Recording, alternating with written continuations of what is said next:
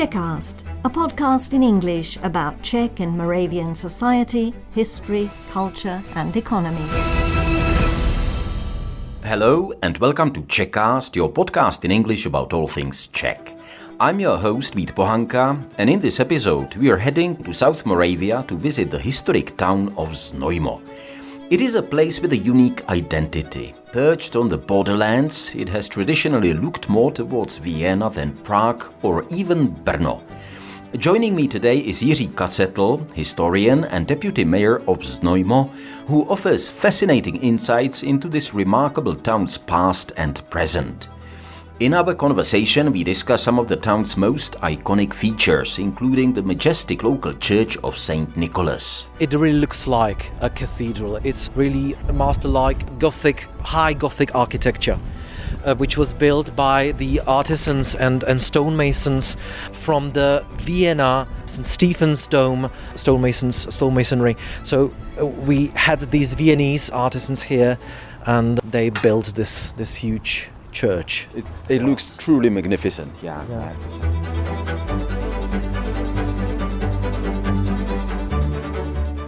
We also delve into Znojmo's demographic history, exploring its predominantly German-speaking population before World War II. Before 1918, they called themselves Moravians, so as we did. So we, as I speak, my family was the Moravian family of Slavic tongue, and they were Moravians of the German tongue. And they were in most cases, they were able to cooperate without any problem. And I think no discussion of Znojmo would be complete without mentioning its famous pickled cucumbers, or gherkins. However, as Jiří points out, there's been a shift over the years. Are there any Znojmo pickles still today?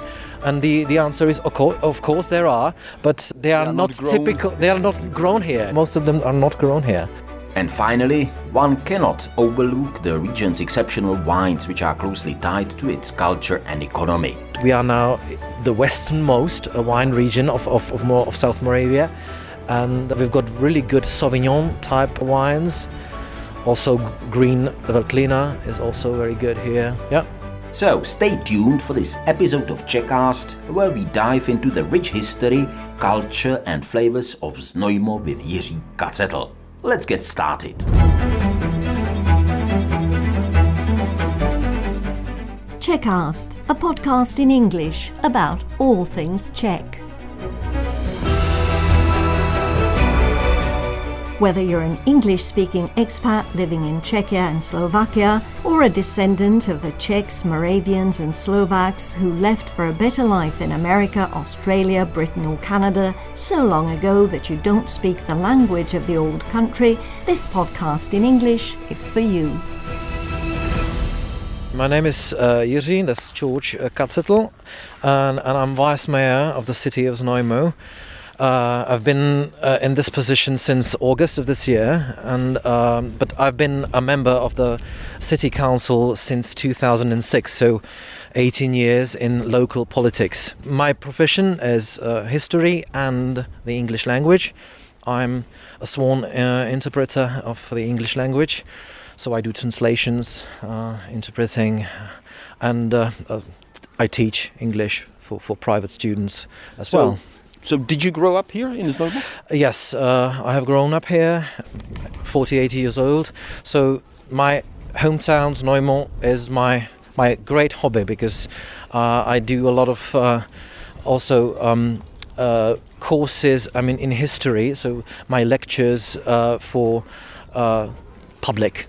general public, quite popular, I must say. So this is what keeps me going on. Let's stop here, because we are standing right in front of a very, very important, significant historical place. I don't even want to call it a site. What is it? We are now standing in the middle of Znojmo Castle, which is a castle dating back to the 11th century AD. And in the very middle stands the former castle chapel. We call it rotunda because from the architectural point of view it is a rotunda, so oval chapel with an apsis, and it's consecrated to Holy Catherine. And it's I think one of the most significant Roman architecture. Romanesque. It's been declared as national monument of the Czech Republic. And I think it kind of shows how important, historically important, the city of Znojmo was, right? That's right. If we take Moravia as one of the historic lands of the Czech Republic, Znojmo has always been the third most important city. We take Olomouc as the ecclesiastical center, then Brno, the political center of Moravia, and Znojmo as the southern gate facing Austria, so to say. Well, it's quite close to Vienna, right? Right, yeah. We've got a very good railway service which takes us in 90 minutes to the very center of Vienna. And historically, I think it was on the main kind of road, or it was on the main line between Prague and in the Czech lands and Vienna. Yeah, as early as in the times of Maria Theresa, the Empress, she had this imperial road in this French type, the chaussee type, built, and we call it Imperial Road still today, and it connected Vienna via Znojmo, Jihlava, and Kolín nad Labem on the Elbe with Prague. Yeah. So, back to Znojmo. When you were growing up, what was the city like and what is the city like now? I mean, I call it a city. What do you call it? A town? Well, I guess if we take English terminology, then because it has got a very old city charter, so I mean, it's a city from the historical point of view. But of course, if you take the size of the city, it's not the city. It's rather a town. Yeah. If I remember correctly, in British English, as I was taught, I mean, if you say a city, it has a cathedral, and I think Ely, if I remember well, back in the 1980s, was called the smallest city. So this is something like that. I mean, because Ely had, I don't know, population of 20,000 or something, but they had a cathedral and it was still called the city. And Znojmo, what's the population now? The population is 34,000, but I mean the whole agglomeration, so to say, it's 40,000. Metropolitan area. That's it. Yeah. Sorry, how many? 40,000. Yeah. So back to that. I mean, what was Znojmo like? As I grew up, I remember Znojmo was, of course, before the year 1989. It was a city on the periphery of Czechoslovakia, facing the Iron Curtain. So a lot of soldiers everywhere, because there was a huge garrison here. It was a grey city, almost no tourists at all. So just local people and very grey everything. I actually remember in 1982 or 3, I think, we were on a brigada. It was a kind of summer job.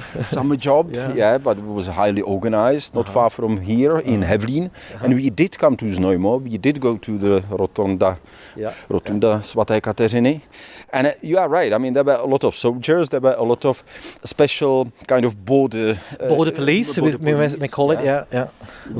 And it was a bit dilapidated, I would say. Right? Yes, yeah, dilapidated, very neglected. The architecture, everything was really grey and obsolete. Yeah, that's it. Yeah. So now it is not dilapidated. When did it start to change? I think in the 1990s this was the most important point, but then I think 2006 and 2010 this was the period when we were able to draw a lot of financial means from the European Union funds.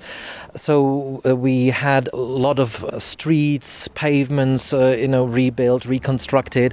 So yeah, this is when it started, and also we began at that time. Around the year 2010 with tourist management, tourist marketing, so we were able to draw new people incoming, so to say, incoming tourism, yeah.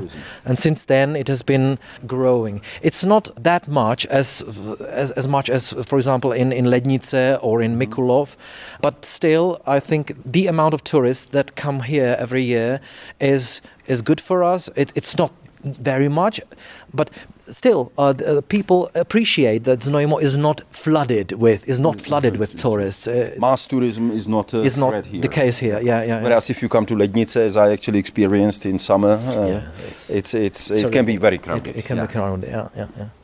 So what do people do here, mostly?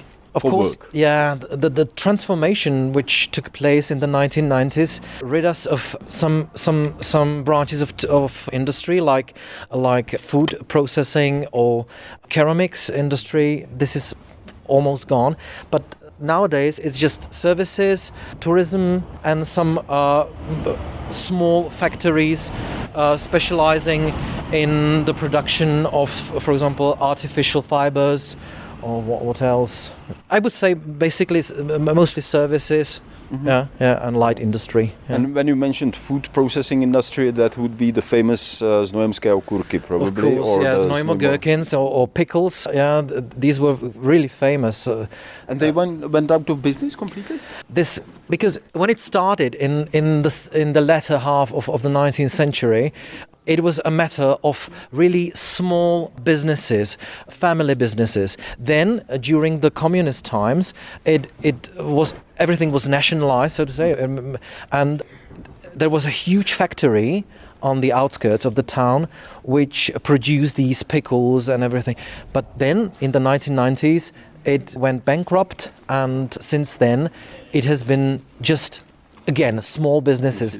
But what's the greatest problem? That there are really few farmers who grow gherkins, who grow these vegetables. So we have to, these family businesses have to buy them from quite distant lands. So we can say, okay, are there any Znojmo pickles still today? And the answer is, of course there are, but they are not typical. They are not grown here. Most of them are not grown here. We are now coming to the cathedral, right? Yes. Which really, shows that, I would say, the historic importance of this city was really great, right? Yeah, we are now approaching the St. Nicholas Church, which is not a cathedral in the proper sense. In the proper sense, it's just a parish church, but the architecture reveals really royal traces. What was the connection with the royal families? The Přemyslids had a branch here, no? That's right. Moravia as a land was administered through three historic centers, Olomouc, Brno and Znojmo. And once Moravia was united under one Margrave, it had this center in Brno or Olomouc. And Znojmo was more or less, we must say, a military town or military fortress facing the Austrian, the ever endangered border between Austria and Moravia. Margrave Charles of Luxembourg, later Emperor of the Holy Roman Empire, had this church, this St. Nicholas Church, built in the 1330s. And it took 100 years to complete it. Mm-hmm. See. And you are absolutely right. I know, that this is not strictly speaking cathedral. I just was under the impression that local people call it cathedral. It's like a cathedral to us, because if we enter it, and we may enter it by the side entrance, it really looks like a cathedral. It's really master-like high Gothic architecture. Which was built by the artisans and stonemasons from the Vienna St. Stephen's Dome stonemasonry. So we had these Viennese artisans here, and they built this huge church. It looks truly magnificent, I have to say. So let's go inside. It's open. Yeah. It's open.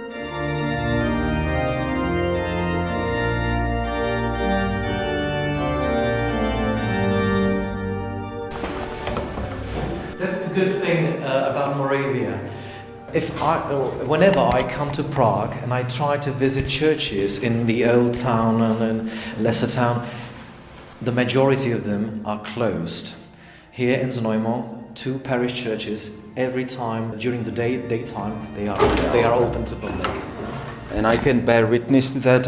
For example, I actually studied in Olomouc. If you go to Svatý Kopeček, the Holy Hill or something, it's always open. It's truly something. So this was built by the artisans from Vienna. From Vienna, but the funny thing about that is that the Viennese architects who built the St. Stephen's Dome in Vienna, they came from Prague, from St. Vitus building site, so to say. So Prague, Vienna, Znojmo. So quite a funny route, yeah? how it worked. By the way, I mean the German name for Znojmo is Znaim. Znaim, yeah. And there is no English like Prague or something. No, of course not. But Znaim is the German term, and it was used until 1945 quite often because the majority of the population in Znojmo was German speaking. And as you told me beforehand, this was not part of officially Sudetenland, or what would be understand Sudetenland, even though back in 1938 it would be kind of included in that. Of course, in the interwar period, they identified themselves quite anew as Sudeten Germans, but before that, before 1918, they called themselves Moravians, so as we did. So we, as I speak, my family was the Moravian family of Slavic tongue, and they were Moravians of the German tongue, and they were quite, in most cases, they were able to cooperate without any problem. I have just finished a book about Znojmo in the period of the Emperor Francis Joseph I, and it's a chronicle of that time here in this city, and from this chronicle it's quite clear to see that the problems, yes, there were some kind of skirmishes, some nationalist, extremist things, but they were quite rare. Most of the time, people were able to cooperate. So German speaking, Czech speaking, no problem.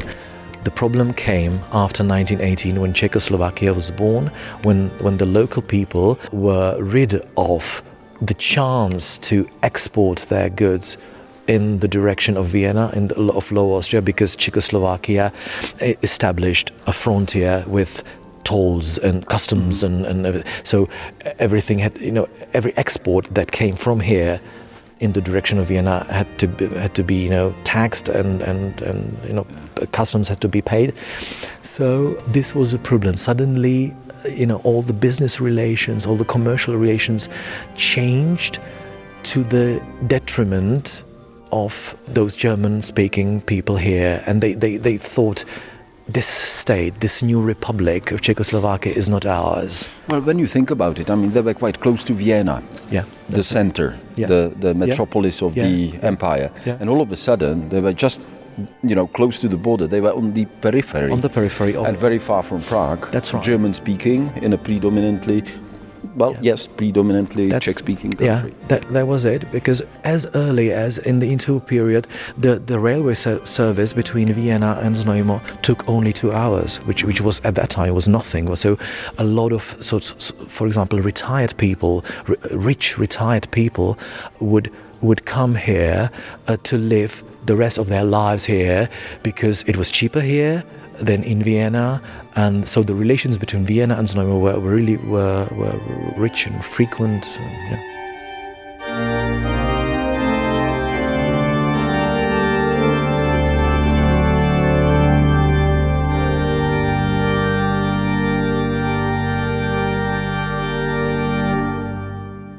As one of the most striking things here is the high altar, the main altar, where we can see 2 big statues. On the left-hand side, there is the Saint Wenceslas, so the patron saint of the lands of the Bohemian crown, not Czech crown, but Bohemian crown. This is a difference, because Czech belongs to the ethnic group, to the language. Bohemian, not without any hints to the language, because Bohemia was the land of Germans and Slavs.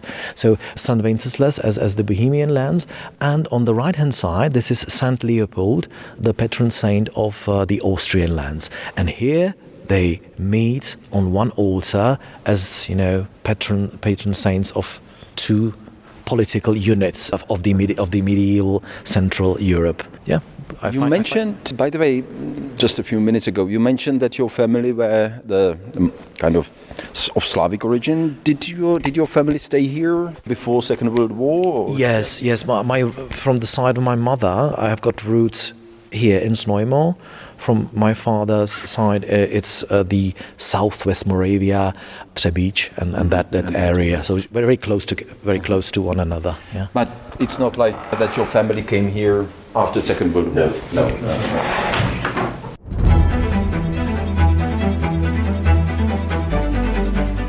You are listening to Czechast, a podcast in English about all things Czech. I'm Vít Pohanka, and I'm talking to historian and deputy mayor of Znojmo, Jiří Kacetl.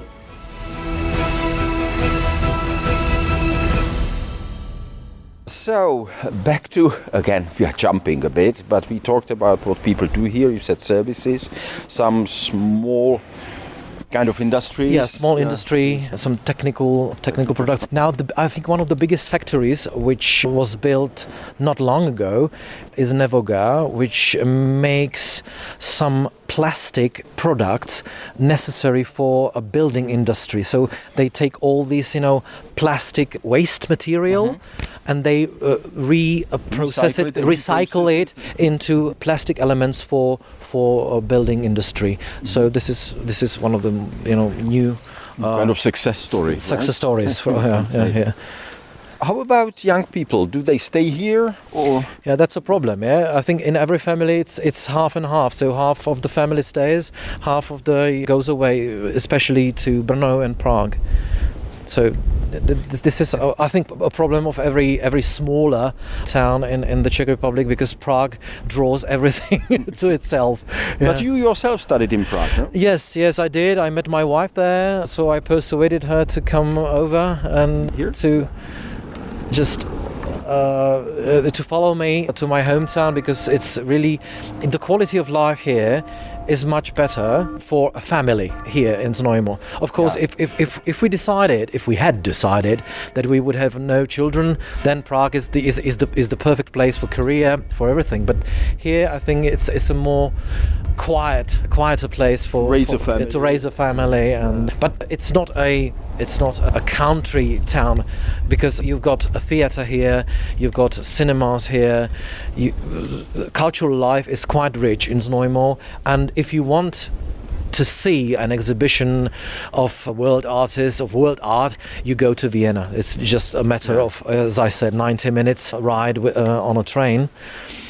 And I would even say it's probably easier to get to Vienna than to Brno in some respects. Yeah, it's on the same level. Yeah, approximately 1.5 hours to get there.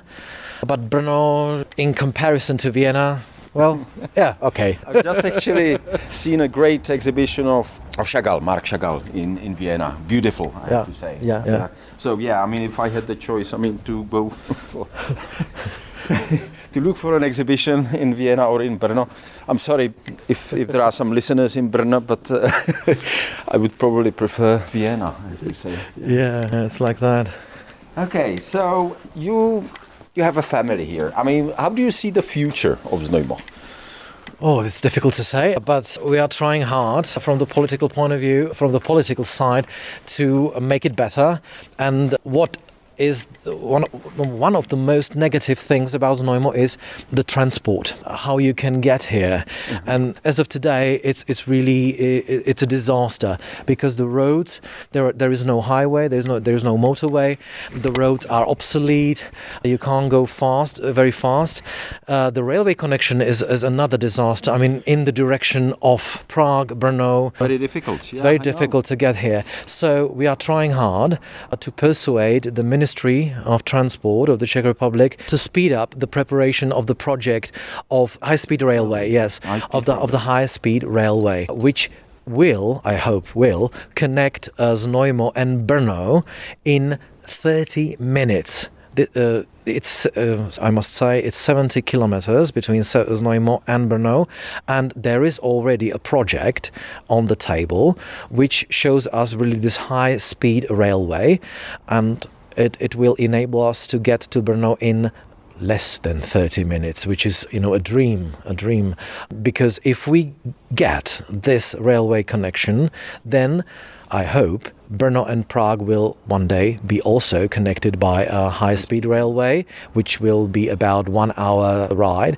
So 1 hour Brno-Prague, half an hour Brno-Znojmo, and it would mean that Prague and Znojmo, it's 1.5 hours. Yeah. Just to explain that to listeners, the reality of today, I actually drove here from Žďár nad Sázavou, which is even less than 100 kilometers. Yeah. But it's really difficult. I mean, because there's the main road goes from Jihlava. That's right. And it's clogged with trucks, and so I went via villages you have to go through. Yeah. So in Czechia in general, I mean, especially if you go by rail, it's usually quite easy to go from east to west.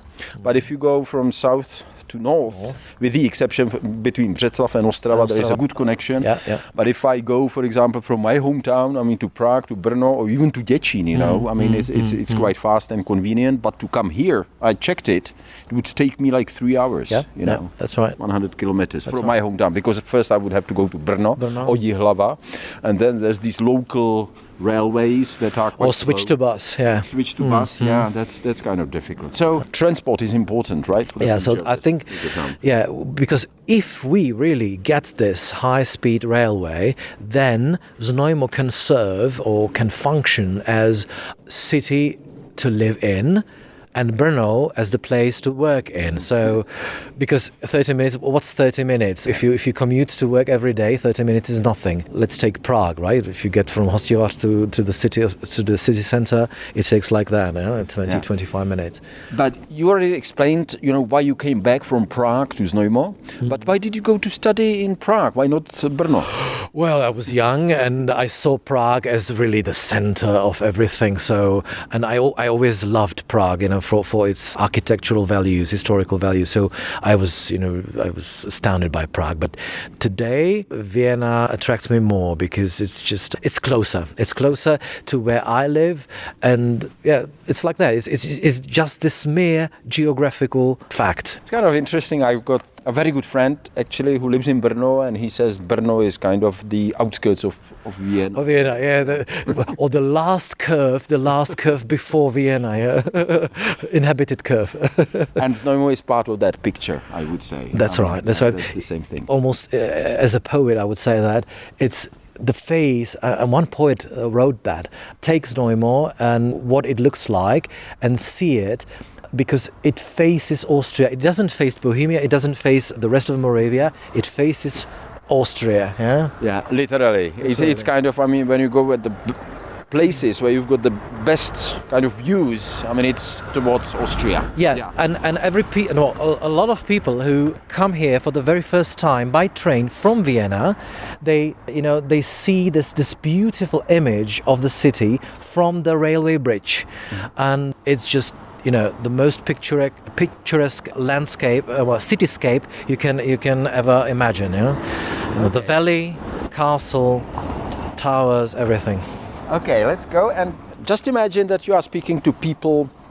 Imagine that you are speaking to people who have a deep interest, for example, in history and present, who are curious. Yeah. What to do here? Why come? It's really well preserved. I mean, if you like Middle Ages or late Middle Ages, early modern age, if you go through the streets, if you look at the architecture, it's like if you go back in time, it's really there. So I think majority of the houses here in the city centre, really with the core dating back to that period, so late Middle Ages, early modern age. So it can be seen. So for experts, for history lovers, art lovers, it's the place to go. It's not that much discovered by tourists yet. So you wouldn't find here crowds of tourists, And that's maybe good because you can really feel the old vibe much better than if you go through the streets of Prague, because then you're distracted by the people, right? And of course there are lots of things to see here apart from architecture, like for example City Underground. It's not a tube or a metro. It's just a system of underground passages and labyrinth of hallways and really underground subterranean places. It's vast. It's under the whole center of the town, and that's something really worth seeing. Then the city fortifications, dating back to the Middle Ages, with the walls, ditch, and etc. And then what is good about Znojmo is the countryside, or the landscape which surrounds it, almost from all on the geographical sides, especially in the direction of the west. You can enter the national park of Podyjí, which is the Dia River, which flows below the city. So that's also something worth seeing. You can take a bike and make a day trip to this national park. We didn't mention wine, did we? Yes, and of course it's a city of wine, as we call it. Yeah, the best South Moravian wines can be tasted here. I already did programs in Mutěnice, for example, and in some other places. I think, your statement could be contested in some other places, not so far away. But of course, yeah. South Moravia is quite large, and it's a lot of wine regions here. But we are now the westernmost wine region of South Moravia, and we've got really good Sauvignon type wines. Also, green Veltlina is also very good here. Yeah. Okay. Well, thanks very much. Yeah, I thank you. And good luck with your work. Yeah, thank you very much. Yeah.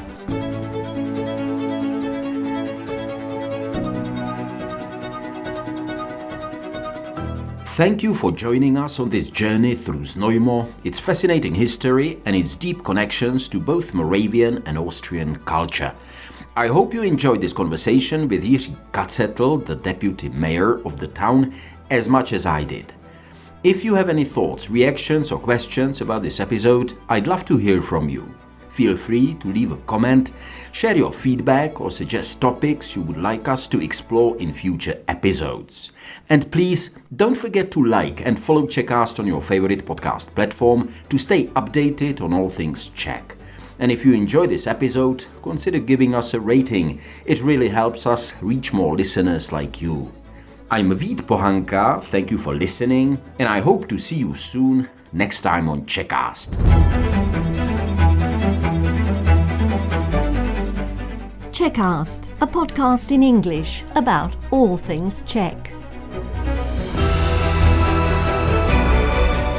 Whether you're an English-speaking expat living in Czechia and Slovakia, or a descendant of the Czechs, Moravians and Slovaks who left for a better life in America, Australia, Britain or Canada so long ago that you don't speak the language of the old country, this podcast in English is for you.